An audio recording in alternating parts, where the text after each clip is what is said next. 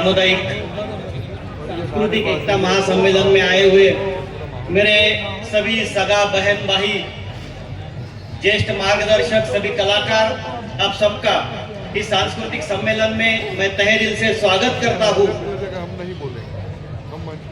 आज सुबह से आप सबने यहाँ पे देखा है, बहुत सारी भीड़ यहाँ पे उमड़ी है, बहुत सारे कलाकार यहाँ पे हैं, बहुत सारे युवा यहाँ पे जमा हुआ है और अपनी संस्कृति को, अपने विचारधारा को यहाँ पे महसूस कर रहे हैं। जो उनको सीखना है वो हमारे मार्गदर्शक सुबह से हम लोगों को जो बता रहे हैं वो सब सुन रहे हैं और अपने उसके आचरण की वो बात करेंगे।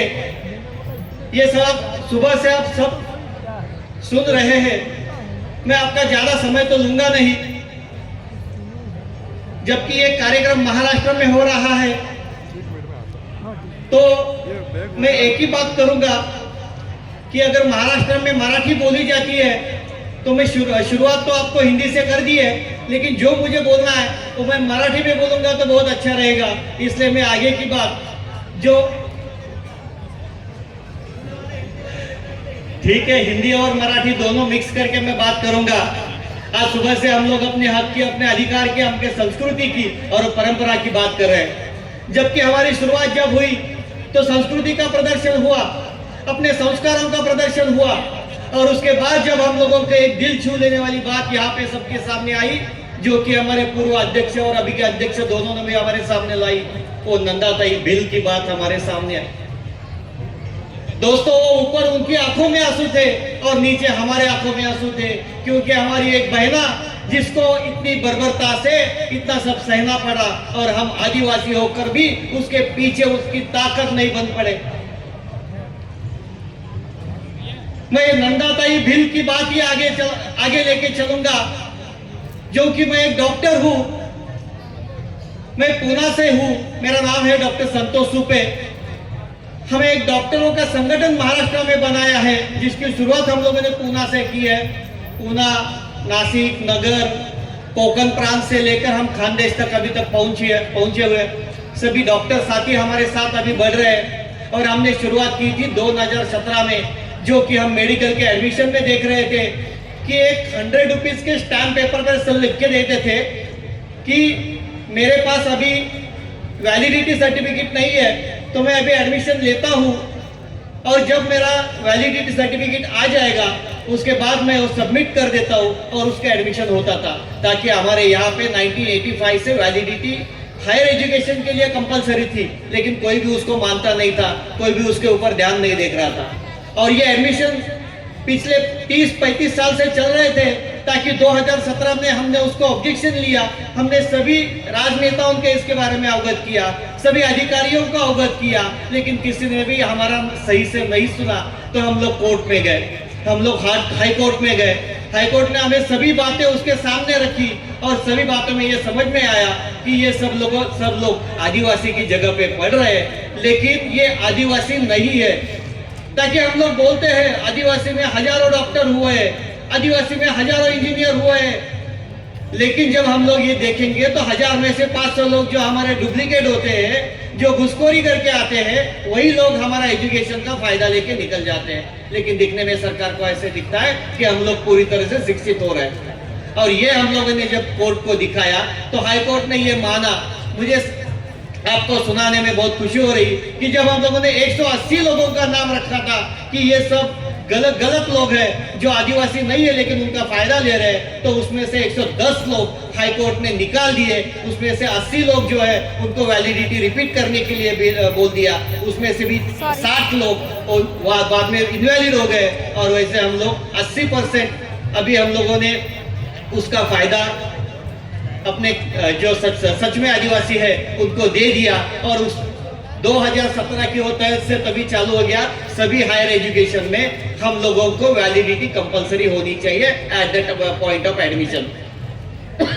और अभी सभी एडमिशन में वो वैलिडिटी कंपलसरी हो रही है। जबकि आपके पास वैलिडिटी नहीं है तो आप अभी 100 रुपए के स्टैम्प पेपर पे लिख के देंगे तो भी नहीं चलेगा, आपको उसका वैलिडिटी रखना पड़ेगा। और दूसरी बात जो थी वो तो हम लोगों ने एजुकेशन के बारे में कर दिया। दूसरा, अभी सुबह से पैसा की बात चल रही थी, ताकि पैसा कानून के तहत हमारे 7,000 महाराष्ट्र में नौकरियां थी। जो हमारे तरुण जो युवा वर्ग था, वो जो 1700 वर्ग के पद के लिए यहाँ पे खड़ा हुआ था, वो पिछले 1.5 साल से वो कोर्ट की तरफ से स्टे होने की वजह से अपने हक नहीं मिला रहे थे। उसकी सुप्रीम कोर्ट में हम लोगों ने गुहार लगाई है और सुप्रीम कोर्ट ने 7,000 लोगों को उनके पैसा के जो पद है वो भरने के लिए कंडीशनल उनको एप्लीकेशन के लिए मान्यता दे दी है। और हम लोगों को खुशी हो रही है कि वो 7,000 पद भी कोर्ट की तरफ से हम लोगों ने भर दिए। और ऐसे बहुत सारे विषय हैं जो कि हम लोगों ने अभी कानून की तरफ से हम लोग कोर्ट की तरफ से लेके जा रहे हैं। जैसे ही महाराष्ट्र में अभी आप लोगों ने देखा कि घुसखोरी का मुद्दा बहुत बड़ा था, जो धनगर आरक्षण के बारे में चल रहा था, जो कि महाराष्ट्र में धनगर आदिवासी में नहीं है। आदिवासी में जो है वो धांगड़ है, लेकिन यहाँ पे धांगड़ का अपभ्रंश करके उन्होंने धनगर बना दिया और कोर्ट को और सरकार को प्रेशर में लाके उन्होंने ये कोशिश की कि धनगर महाराष्ट्र में आदिवासी है और उनको आदिवासी का फायदा मिलना चाहिए।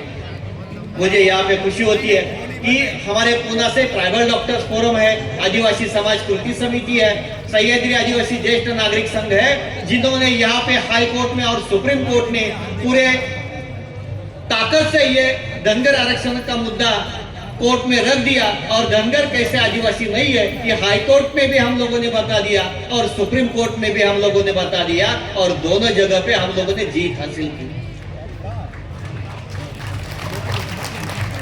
बात सिर्फ यहाँ पे जीत की नहीं है, ये जीत हम लोगों को आप लोगों की वजह से मिली है। सभी युवा हमारे पीछे खड़े हो गए, रास्ते की लड़ाई लड़ने के लिए खड़े हो गए, अपने हक की लड़ाई लड़ने के लिए खड़े हो गए।